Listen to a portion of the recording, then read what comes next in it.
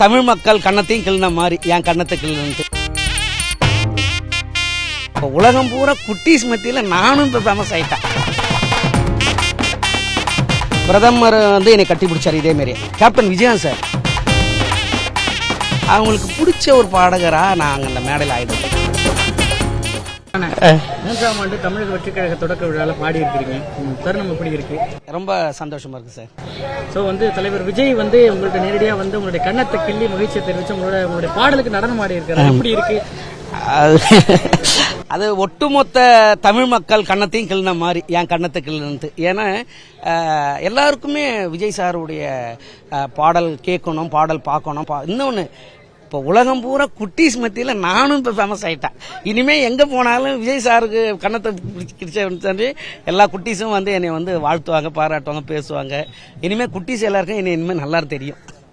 குழந்தைவே மாறிட்டீங்க. ஆமா, அந்த தருணத்தில் உண்மையிலேயே குழந்தை. அரசியல் மேடைகளில் பாடி இருப்பீங்க, பல கட்சிகளுடைய மேடைகளில் பாடி இருப்பீங்க.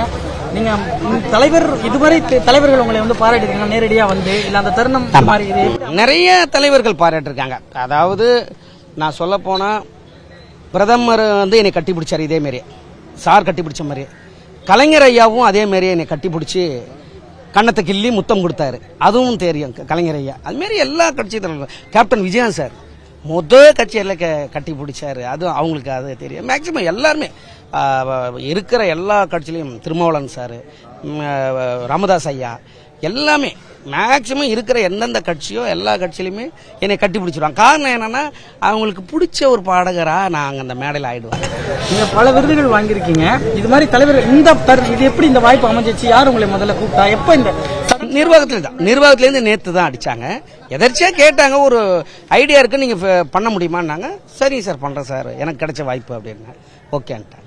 இந்த சில பாடல்கள் அவருக்கு ஏற்ற மாதிரி மாற்றி அமைச்சு லிரிக்ஸ்லாம் மாத்தினீங்களா? அதெல்லாம் எப்படி இருந்துச்சு? ஒரு சில வரிகள் அது அந்த ஆன் த ஸ்பாட்ல பானது.